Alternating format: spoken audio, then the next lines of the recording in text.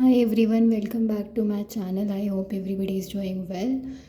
And it's like BA Psychology Honors course, Understanding Psychological Disorders, core paper है ये and binge eating disorder का DSM-5 criteria we'll about to discuss और we'll discuss in this video.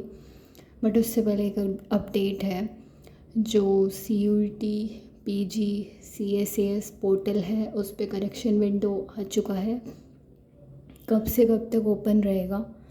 Tuesday आज सुबह 10 बजे से लेकर open था और रहेगा थर्सडे 12 बजे तक 11:59 तक ओपन। तो if you want to correct any uploads, any documents or anything in your form you can correct that. जैसे किसी ने अपनी डिग्री अपलोड नहीं की थी बट अब उसे मिल गई है तो दे कैन अपलोड और replace their documents. But if you want to correct your category वो नहीं हो सकता है क्योंकि कैटेगरी तो एक बार जो डाल दी वो डाल दी, लाइक SC ST OBC उस केस में। But if you want to like upload any documents or anything about yourself you can correct because correction window is open for 2 days। Tuesday वैसे भी आज का दिन चला गया, वेडनेसडे एंड थर्सडे अभी भी हैं 2 दिन क्योंकि थर्सडे 11:59 तक इट्स लाइक ओपन। तो it's like important information and I hope it will help. आगे बढ़ते हैं। Binge eating disorder DSM-5 criteria. तो रिकरेंट एपिसोड्स देखने को मिलेंगे बिंज ईटिंग के, और जो एपिसोड है बिंज ईटिंग का उसको तुम करेक्टराइज कर सकते हो इन 2 पॉइंट्स से। पहला पॉइंट इज़ कि eating in discrete period of time, कोई टाइम नहीं है खाने का और कितनी देर तक कोई खा रहा है वो भी उसे नहीं पता है। Okay, example with in any 2 hour period. और जो अमाउंट ऑफ फूड होगा वो डेफिनेटली बहुत ज़्यादा अमाउंट में खाना खाया है कोई जो कि नॉर्मल से अलग और हट के है, तभी वो डिसऑर्डर है, right. Definitely larger than what most people would eat in a similar period of time, ठीक है। जितना 1 घंटे में कोई इंसान खा सकता है उससे कहीं ज़्यादा अमाउंट में ही और she is eating in binge eating disorder and under similar circumstances too. मतलब चाहे वो खाली पेट हो, चाहे उसे भूख लग रही हो, चाहे उसका पेट भरा हो। Okay, second point, sense of lack of control. अपने ऊपर कोई कंट्रोल नहीं है over the eating during the episode. मतलब कि वन इज़ फीलिंग लाइक कि वो खुद को रोक नहीं पा रहा है खाने के लिए और खाना खाने से खुद को रोक नहीं पा रहा है और कंट्रोल नहीं कर पा रहा है, और उसे इस पे भी उसका काबू नहीं है कि वो क्या खा रहा है और कितना खा रहा है। जबकि मैंने बताया कि कितना खा रहा है उस पर उसको नहीं है कंट्रोल, और कोई उसका क्या बोलते हैं यार, उसे कोई काबू नहीं है उस पर कि उसका इस पे कोई काबू नहीं है कि वो कितना खा रहा है और क्या खा रहा है और कितने अमाउंट में खाता ही जा रहा है। एंड जो बिंज ईटिंग के एपिसोड जो उसको हम एसोसिएट कर सकते हैं 3 या 3 से ज़्यादा सिम्टम्स से, जो कि लिखे हुए हैं नीचे।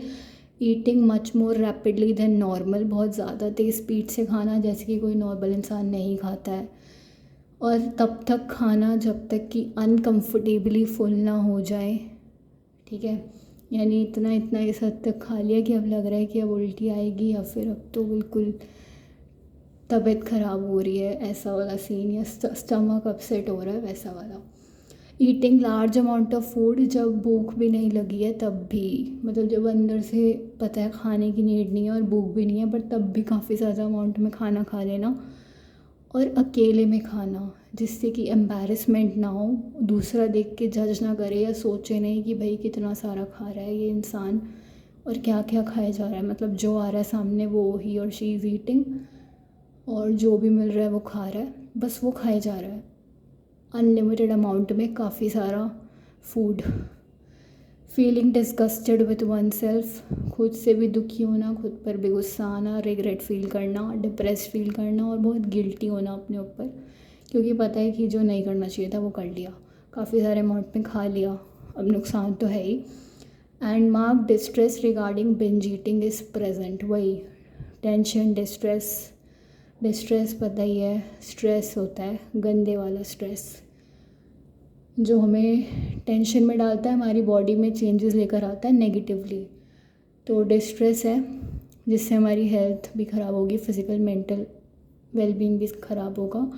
रिगार्डिंग बिंज ईटिंग वो प्रेजेंट रहेगा इस डिसऑर्डर में। एंड डी पॉइंट में है binge eating occurs on average at least once a week for 3 months. Okay, हफ्ते में एक बार होना चाहिए और ये 3 महीने तक लगातार हो रहा है, तो it's like binge eating disorder.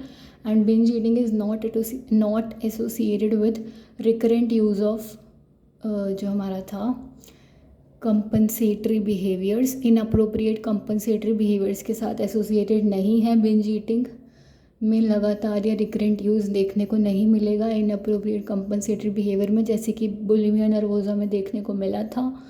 And it does not occur exclusively during course of bulimia nervosa anorexia nervosa, क्योंकि तीनों डिसऑर्डर अलग हैं, तो तीनों में अपना डिफरेंस और सिमिलैरिटी डिसिमिलैरिटी देखने को मिलेगी।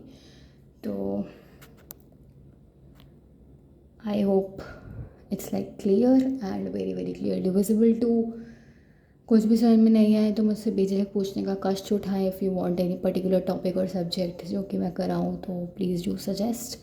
And thank you so much अपना कीमती टाइम निकाल कर कीमती वीडियो देखने के लिए। एंड कीप सपोर्टिंग जिज्ञासा चग्गू फॉर मोर वीडियोज़।